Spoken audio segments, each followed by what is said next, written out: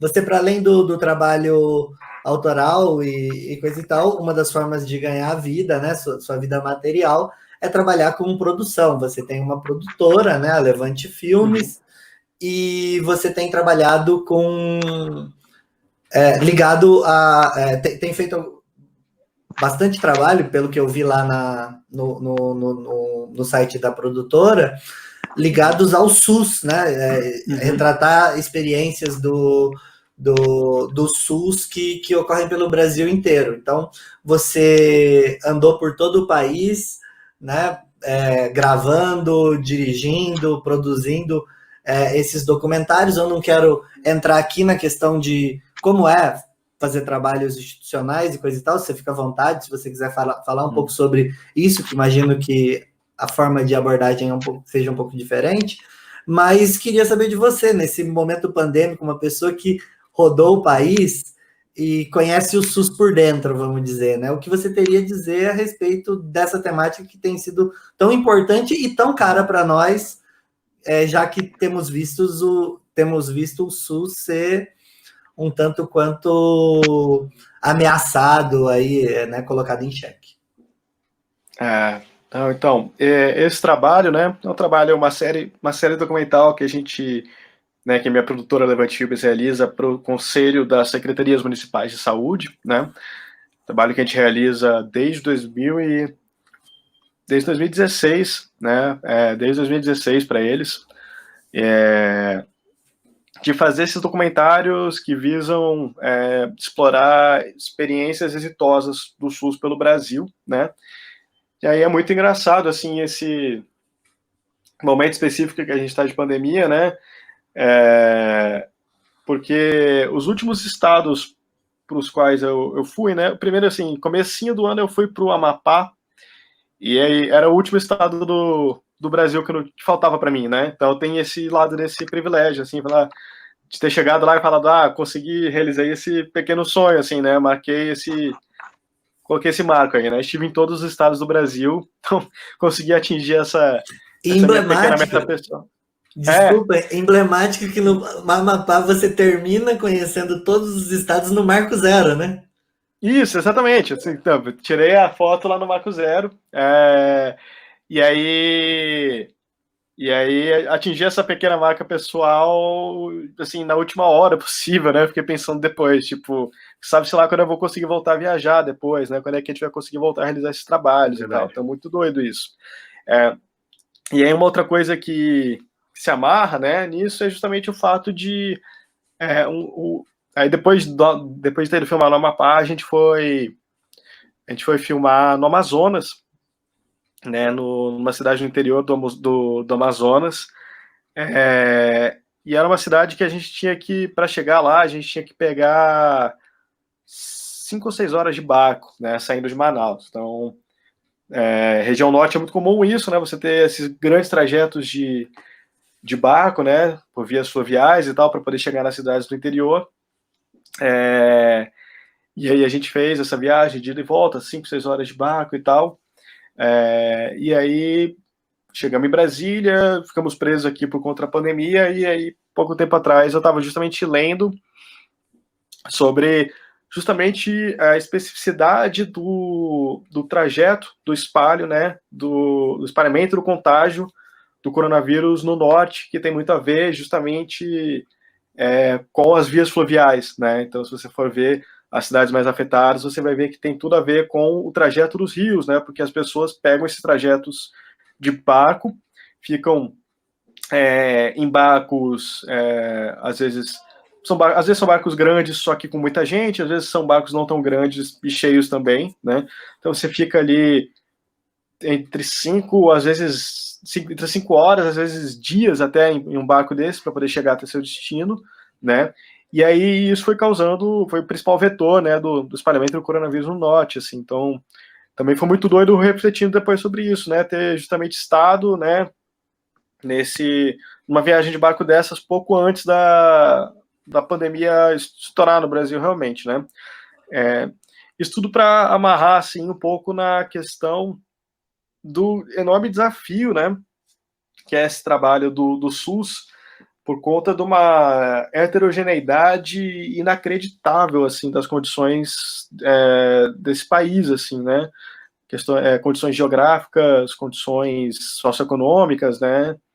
Então, assim, cansei de estar um dia filmando em São Paulo, né? Por exemplo, filmando um episódio sobre trabalho de saúde com população trans em São Paulo, e no dia seguinte tá num barco para ir filmar um documentário sobre o combate à dengue no interior do Amazonas, né? Então essas viagens, assim, né, esses saltos de realidade completamente diferentes são uma coisa que eu me acostumei nesses últimos anos, né? E que foram sempre aumentando cada vez mais minha admiração pelo trabalho do SUS, justamente, né? Porque imagina o esforço hercúleo que é você coordenar tudo isso, né? Que é você ter um sistema que garanta o acesso à saúde em condições tão díspares, muitas vezes muito adversas, né? Então, eu acho que a gente compreender que, né, e é isso, assim, existe muito uma retórica de ataque ao SUS, né, de esse espantalho que se cria, né, do tipo, você vai para o SUS, fica horas e horas na fila de espera, né, você vai morrer na fila do SUS, não sei o quê.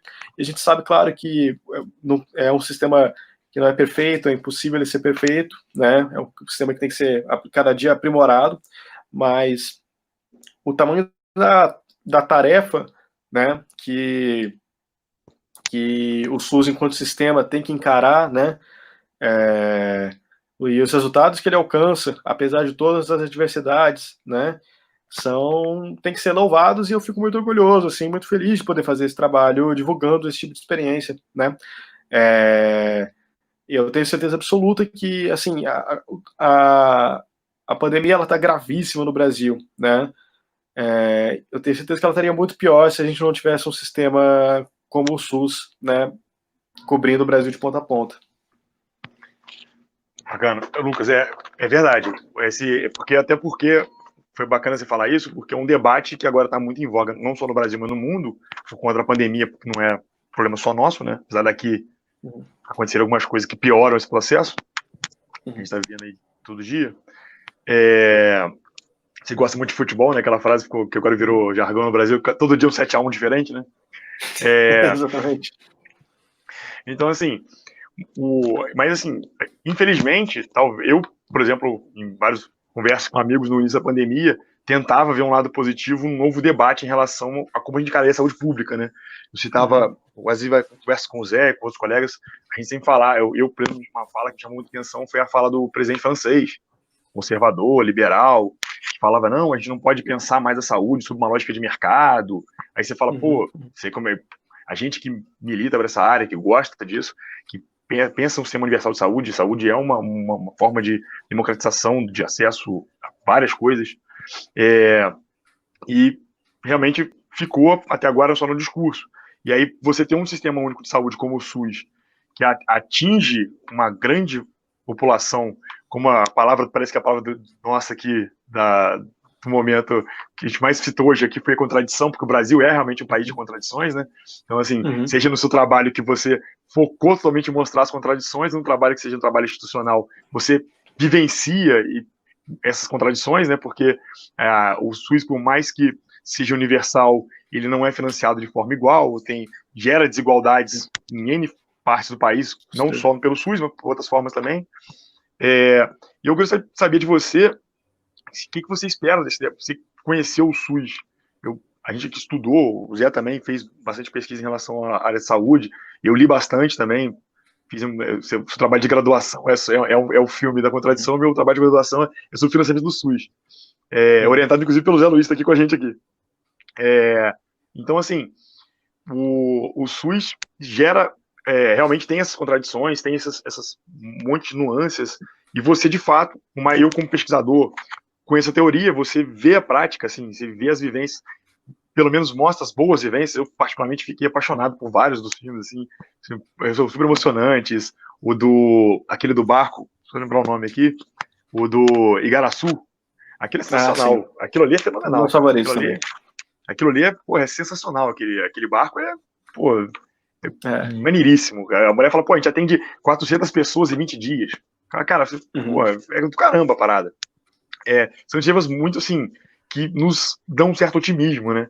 E, assim, eu gostaria de saber de você, assim, a nível de curiosidade também, acho que as pessoas, por você vivenciar todo esse trajeto, imagino que às vezes são várias, mas existe alguma que você destacaria, alguma experiência, alguma situação que você vivenciou nesse processo, seja inusitado, ou seja emocionante, ou seja uma iniciativa que realmente você fala, cara, isso aqui me faz ter esperança de que isso pode dar certo, porque a gente realmente só escuta o lado ruim do SUS, o SUS não funciona, o SUS é aquilo e tal, e são poucas iniciativas que realmente fortalecem ou que nos fazem acreditar no sistema. A gente, como todo dia é um 7-1 diferente, mas agora na saúde, a gente cada vez fica mais descrente desse processo, né? Então, assim, eu gostaria de saber, eu quero que você me faça voltar a ser otimista. Se me considera um cara otimista, apesar de todo dia agora ficar difícil ser otimista, eu gostaria que você, por favor, nos ajudasse nesse processo. Certo.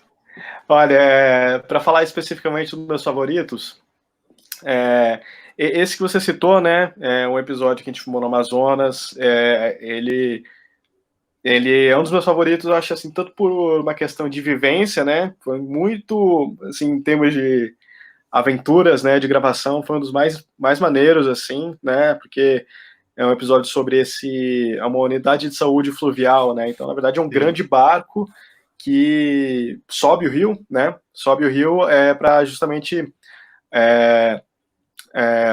fornecer atendimento para as comunidades ribeirinhas, porque é isso, né? Você tem cidades ao longo do trajeto dos rios, mas você tem pequenas comunidades também, que não necessariamente tem um hospital, tem uma unidade de saúde, então então eles bolaram esse projeto desse barco, que é um barco muito grande, bem estruturado, que sobe o rio em viagens periódicas para poder fornecer saúde, né? Fornecer atendimento para as pessoas, né?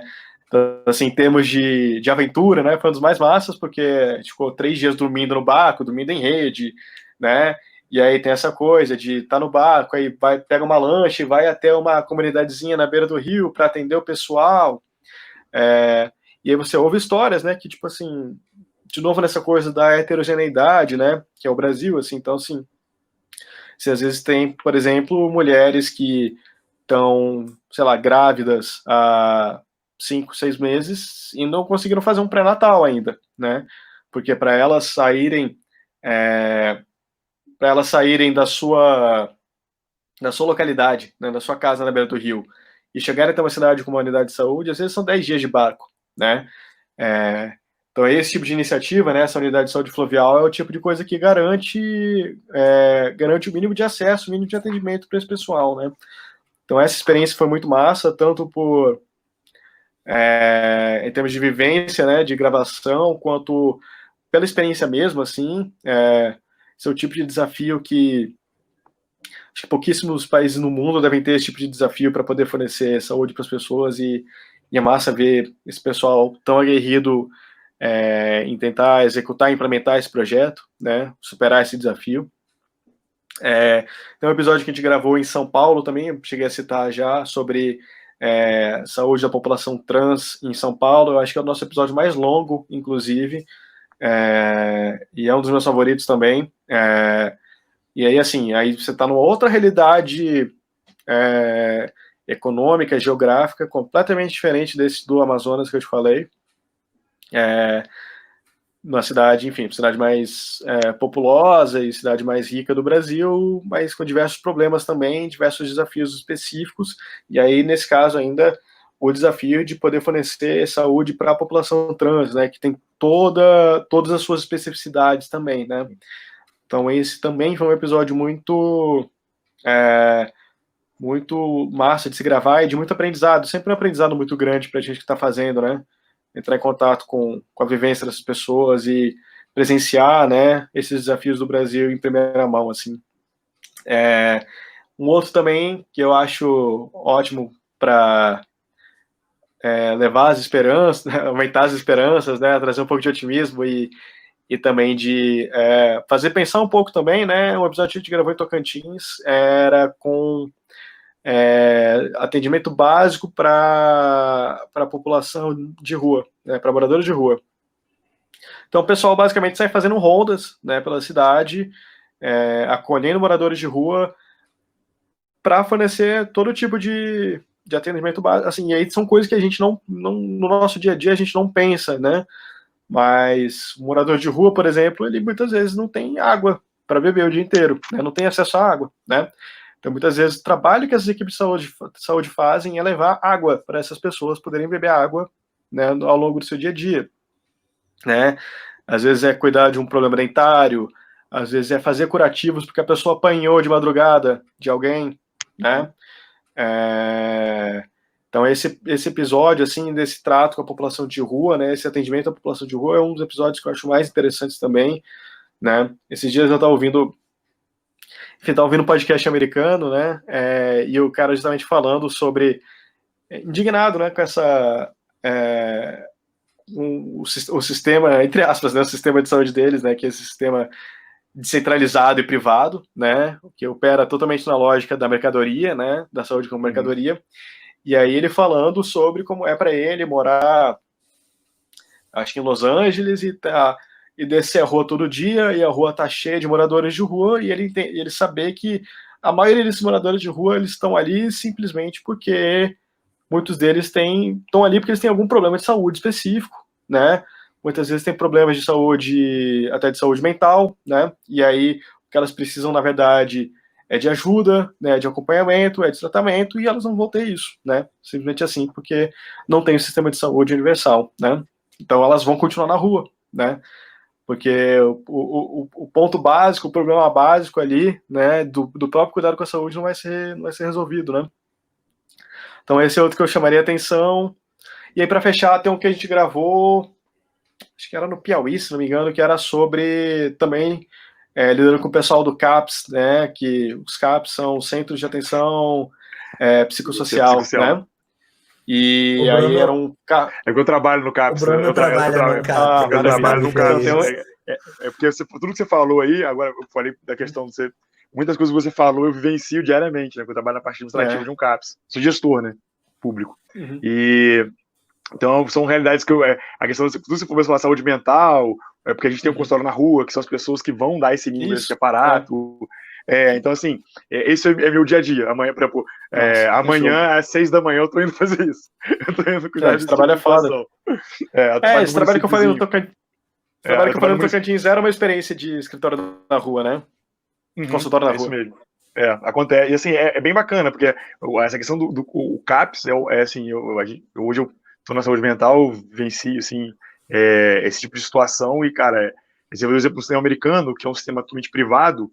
O SUS é isso, ele garante, da forma precária ou não, mas o mínimo, perdão, barrei aqui, o mínimo de dignidade para essas pessoas, né? Uhum. E assim, então, é isso. Então, a saúde mental realmente é um gargalo, seja só na saúde mental do CAPS Casa Aberta, ou no CAPS AD, ou no CAPSI, que é o de infanto juvenil, que também é uma barra pesadíssima também, porque são famílias de baixa renda, com crianças que não as pessoas não sabem lidar mesmo, assim, é muito difícil.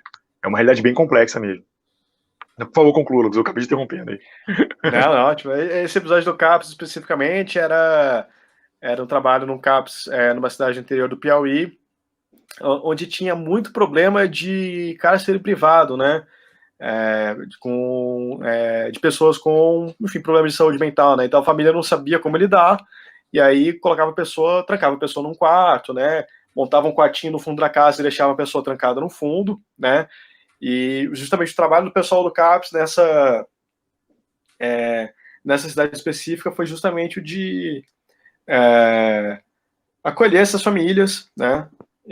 E de ensinar essas famílias a como lidar melhor, de maneira mais humanizada com as pessoas, e também de socializar um pouco mais essas pessoas, né? Tirá-las desses cárceres e trazer para um ambiente onde elas podem se socializar melhor dentro do CAPS, né? Então esse é um episódio muito marcante para a gente também, porque foi um episódio onde eles conseguiram lidar com um problema que eu acho que é um problema que deve ser bastante comum, assim, no interior do Brasil, né? Desse tipo de problema específico ao lidar com problemas de saúde mental, né? Imagino que não só no interior, eu acho que em grandes cidades deve rolar isso também, mas me lembro do pessoal falar especificamente que isso era uma coisa bem problemática no interior do Piauí, especificamente. E nessa cidade, pelo menos, eles conseguiram praticamente resolver o problema, né, dos cárceres privados, assim. Então é um episódio que eu recomendo bastante também. Essa questão da saúde mental no Brasil, perdão, já, só para concluir esse vlog, que eu achei bem bacana, porque realmente a questão da saúde mental, e a gente tem um colega nosso aqui, que é um cara da área de saúde mental, né, o Rafa, que é colaborador aqui do canal com a gente, mas assim, a saúde mental realmente é um gargalo, assim, porque em todas as nuances que a sociedade para além da sociedade, a sociedade não lida bem com isso, porque foge do usual, né? E aí você tem a questão, aí eu vou falar do meu, que é o caso do AD, que ainda tem a questão do preconceito, que as pessoas não conseguem entender que a droga também, seja as drogas lícitas ou ilícitas, seja medicamento, seja cocaína ou afins, o crack, ou os outros tipos de drogas, são doenças, né? São problemas de saúde pública. E assim, aí a gente, voltando para a conjuntura atual, a gente pega aí a questão do desmonte do SUS, uma questão de um debate em que o cara fala que se droga quem quer, e a gente tem, assim, todo esse debate retrógrado que a gente está retornando a um discurso muito anterior, né? É isso, acho que diante de todas essas experiências que o Lucas colocou, e até diante do que a gente tem visto, né? Eu, ao contrário do Bruno, eu mantenho uma posição bastante otimista, né, com relação ao SUS, porque confesso que eu não esperava que o SUS fosse tão grande, tão forte e tão capaz de atender uma pandemia num sentido caótico, né, do qual a gente chegou, né? Eu e Bruno conversamos bastante sobre os números, né, dos prognósticos Da pandemia. Que o Átila, né, falou lá no início da pandemia e que parecia muito distante, muito inacessível, e a gente achava, né, que por muito menos que aquilo e que o que a gente tem hoje, o SUS já teria colapsado, né? Por muito menos do que aconteceu aqui e o que a gente chegou de número de casos e mortes aqui no Brasil, que ainda está sendo subnotificado, a Itália colapsou, né? O sistema de saúde deles colapsou e a gente está resistindo bravamente. Então, assim, a pessoa que hoje falar mal do SUS na minha frente, eu saio na porrada. É isso. Esse time aí também.